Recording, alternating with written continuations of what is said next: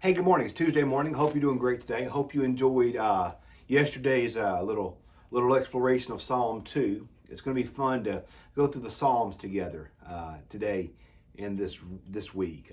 It's a lot that we can learn from the Psalms. A lot we can understand. The Psalms, I think, really speak to our hearts, probably more so than any other, at least for me, any other book of the Bible, because they're so honest.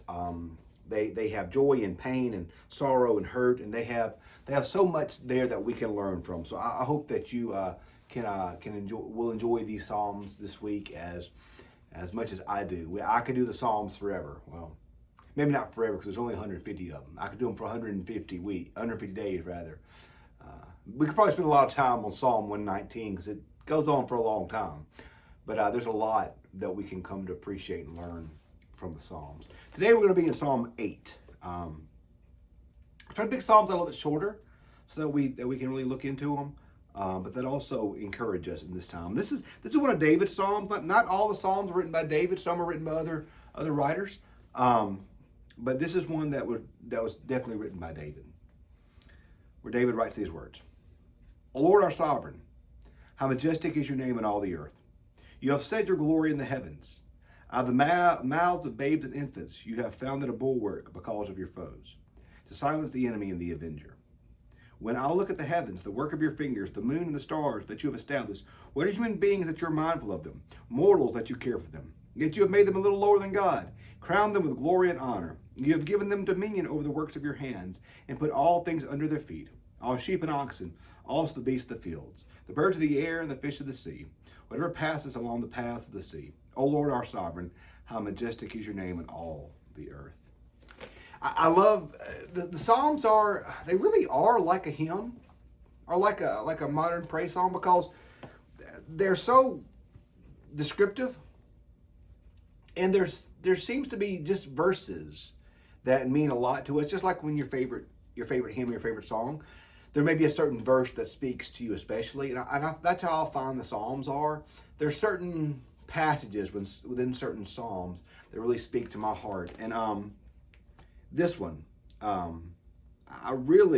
verses 3 through 5 really speak to me a lot, where David writes these words: "When I look to the heavens, the work of your fingers, the moon and the stars that you have established, what are human beings that you're mindful of them, mortals that you care for them?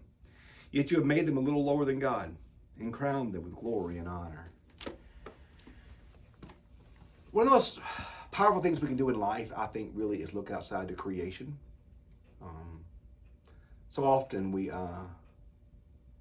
can get so trapped by the walls of our existence, our 9 to 5 lives, the work we do, the things we deal with, our responsibilities, that we can become blind to the world all around us.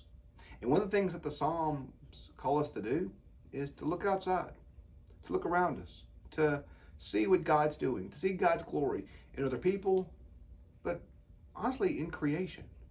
And so that's where this starts. He says, "When I look at the heavens, the work of your fingers, the moon and stars that you have established, when I look around and see all that God has done, all the beauty of creation." And by the way, when was the last time you stopped? Now, it's summer in Mississippi, so it's hard to go outside right now. But there's some pretty sunsets and sunrises, aren't there? Some fireflies out there that are nice. Lightning bugs. There's that stretch of... You ever drove the Natchez Trace recently? Just looked around? Drove the Jackson area? You ought to do that.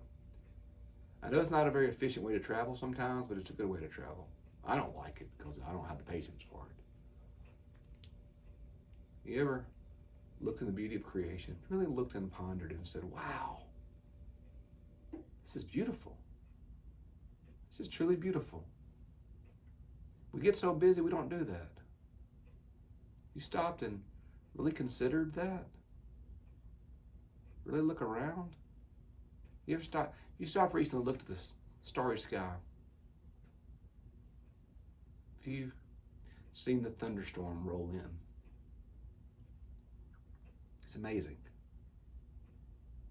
We get so blinded by our devices and our schedules that we don't stop and ponder the beauty of creation. What happens is this: when we lose the grandeur of creation, we can't do the next thing. When I look at these things, then what are humans that you're mindful of us, mortals that you care for us? When you think about the God that made the God who made everything, all things seen and unseen, the cosmos, the stars we haven't even found yet, the reaches of the universe. When we think about a God that made all of this, we then stop to consider that this God that made all of creation cares for me and you, knows our hurts and our fears and our doubts.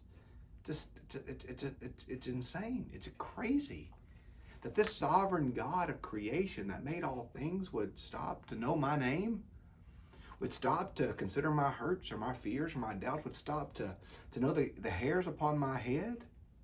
Wow. When I consider the glory of creation, what are humans that you're mindful of us? Mortals that you care for them. Yet you have made them a little lower than God and crowned them with glory and honor. Scripture says that we're made in the image of God. And that might be the most amazing thing to think about, is that in spite of all the things in creation, of all the beauty of creation, the Grand Canyon, the stars, the mountains, all of it, the most amazing thing God's ever made is you and your neighbor. C.S. Lewis says, outside of the Holy Sacrament, your neighbor might be the holiest thing you've ever encountered. We don't think like that, do we? Do we think about, we struggle to comprehend our own sacredness sometimes? And the fact that we're made in God's image, as the psalmist says, we're fearfully and wonderfully made. We struggle to comprehend that. We don't even think about the fact that our neighbor's sacred, do we? That God has crowned them with glory and honor, just like he has me and you. But he has. So today, let's look for the glory of God. Let's look for it first outside. Let's roll your windows down, y'all. Walk outside tonight. Drive up the Trace. Do something. Find space in your life to really look for the glory of God in creation. Then look for the glory of God in your neighbor. The pinnacle of creation, which is me and you. Look for the glory of God all around us. It's there. It's there. If we'll stop and notice, if we'll look around, we'll see it. Look for the glory of God in creation. For the glory of God in yourself. Look for the glory of God in your neighbor. What are human beings that you're mindful of them? Mortals that you care for them. Yet you have made them a little lower than God and crowned them with glory and honor. May we know that about ourselves today, but may we know that about other people today as well. What is God? What is man that you're mindful of us? May we rejoice in the care and in the compassion of our God.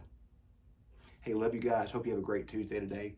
Hope you have a great rest of your week. We'll see you bright and early tomorrow morning. Tomorrow morning, we're going to be looking at I believe it'll make sure I'm right. Yep, Psalm number 19 tomorrow. So tomorrow will be Psalm 19. See you in the morning. Have a great day.